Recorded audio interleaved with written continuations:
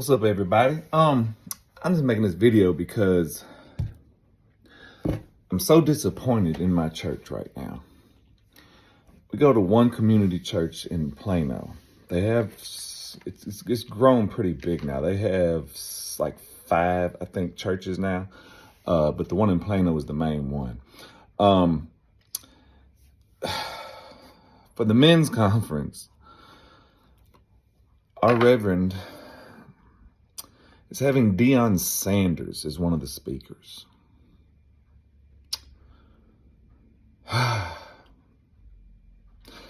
My church does not need clout. We don't need attention, okay? My church is huge.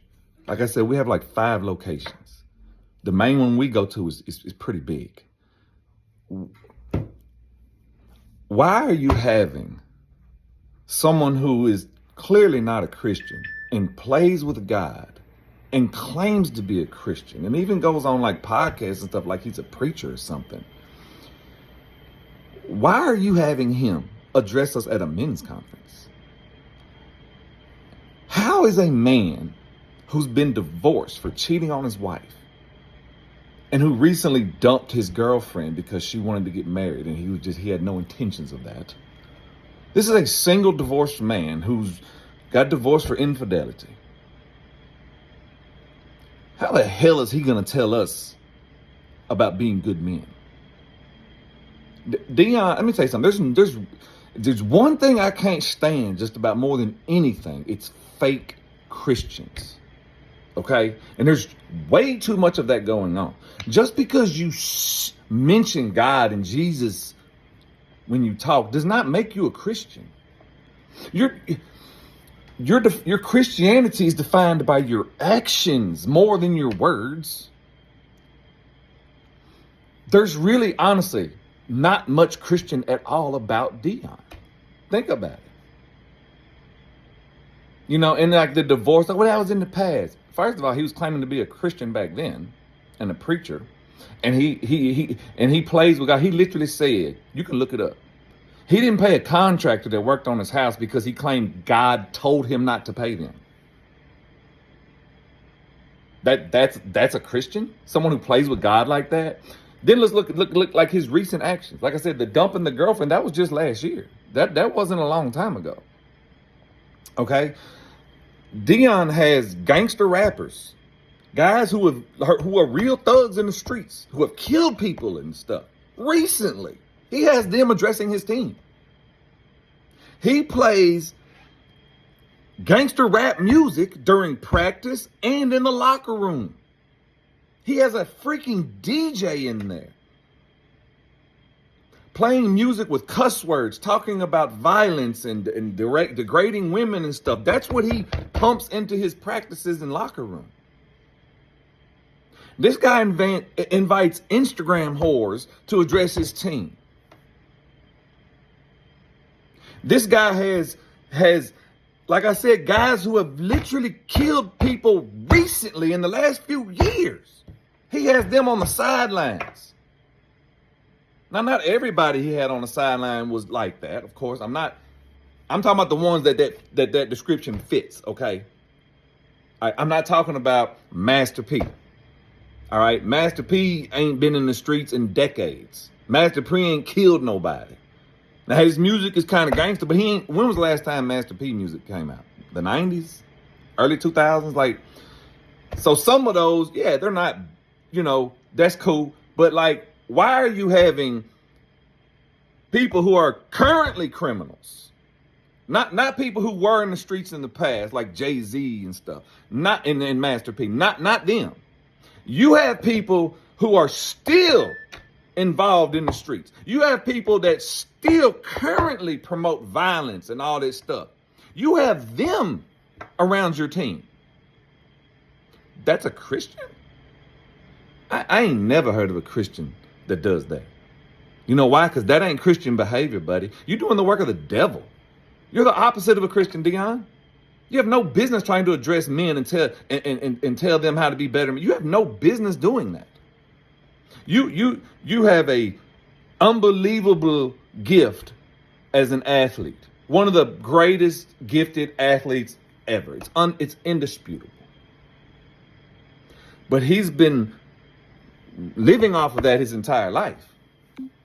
Okay? He's got a personality. You know, I enjoyed the shtick and everything when he was first coming into the league and stuff. I mean, hey, he's a young player. I loved it. I always liked Deion's, you know, persona and the stuff he did against the grain and stuff. I ain't never had a problem with that.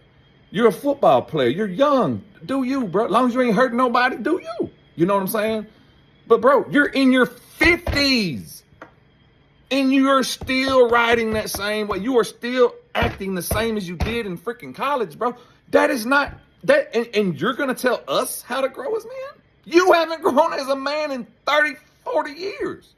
How you going to tell us how to grow as men? How you going to tell us how to be better men? You ain't a better man than you were 20 years ago. Some people might argue you're worse because now you're influencing way more people with that bullshit. You understand? Do y'all even, I mean, it's just mind blowing to me. And I see people, this is off of that specific subject, but it's the same topic. A girl put a preacher on blast because he was in her inbox. I mean, he was texting her or in her inbox trying to buy some coochie from her. And people were saying, well, I mean, he's single, so it ain't that big a deal. What?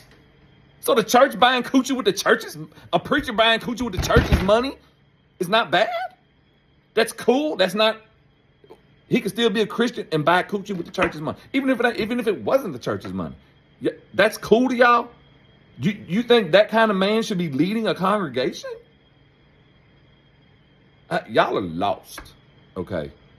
And I'm so disappointed in my church. One of the other speakers is Michael Irvin. He ain't married either. Now, Michael Irvin, in my opinion, is a much better person than Deion. He has a much higher character than Deion does, to me. But I still don't think it's appropriate to have him speaking at a men's conference. This man was just fired last year for sexually harassing a lady at a hotel. Now I don't know if that's true or not. I kind of tend to lean to the side of it wasn't like the woman said it was. He just tried to holler and she wasn't with it, so he moved on. But regardless, that's who you want. Those two. Now there's two other speakers that are like I don't even know nothing about them, but they probably like you know, pastors and preachers and stuff like that themselves as well. But why do you have Michael Irvin and Deion Sanders coming to a men's conference for a church? Like what? I honestly could see Irvin way more than Deion, because Michael Irvin does walk the walk that he talks. Deion doesn't, but Michael Irvin does. You know what I'm saying? I ain't gonna judge the man for trying to holler at a female. He's single, cool. But at the same time, you to be representing a church and you know, and not necessarily preaching to, but you know, talking to a congregation of men, you know what I'm saying? You should be held to a really high standard. Okay, like we the people preaching to us, talking to us, speaking with us at the men's conference should be married men who are active in their churches and whose actions and the way they live supports that of being a Christian. Okay, and Michael Irvin, from what I know, he does fit most of that. Like, okay, I've really never thought Michael Irvin was a bad person. To me, he seems really down to earth, humble, genuine person. I really like him, so I'm cool with that. You know what I'm saying? I wouldn't have picked somebody like that simply because of what I said. To me, in this kind of situation, the guy needs to be married and he needs to be active in his church to address men at a men's conference at a church. That's just my opinion.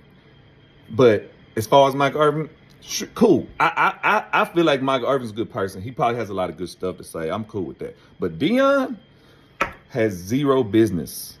Zero. Addressing men at a men's conference. None. He really doesn't have any business being a coach. That's another story. But one community church, Rev, I'm so disappointed right now, bro. I might have to find another church, bro. This is crazy. Like, I don't know how you make a hard left turn like this, because the fact that I go to that church and I like the church, that shit. Well, people don't know me like that, but that's how pure the preaching was. Okay, our Reverend did not sugarcoat anything. Okay, he didn't try to to be soft on things in the Bible because he knows it applies to most of the congregation. No, he didn't do that. He's straight up out the Bible, straight up preacher. You know what I'm saying? And I loved it. You know what I'm saying? I don't even think it's a denominational church. It ain't Baptist, it ain't Methodist, ain't none of that. And that's what I love, because you're not trying to cater your sermons to fit that specific religion. You see what I'm saying? You're not catering your sermons so as not to offend people in the church that might be good donors. That's bullshit. That ain't real Christianity. And that's one thing, that's what really attracted me to One Community, is that he was just so straight up and authentic. And then, I mean, how big this church is, you know, they're making millions and millions of dollars and all that stuff there. But our revenue, he's still humble. Anytime you go to church, if you need to talk to him, he's going to talk to you. You know what I'm saying? We go to the fall carnival they put on. He going to be out there talking to people. Like, he ain't like a lot of these mega church preachers that act like celebrities and you can't hardly ever see him or talk to him. He ain't like that. He's from Jamaica, which that's just a fact. I don't know if it has anything to do with him being humble or anything, but he's from Jamaica. And he's like the best preacher I've ever heard. Like, I've ever attended a church, and it's no question. So for him to make this choice to bring Deion, who is pretty much the opposite of a Christian in most ways, it's just crazy to me. Come on, Red, what are you doing? I don't know what to do about this. Peace.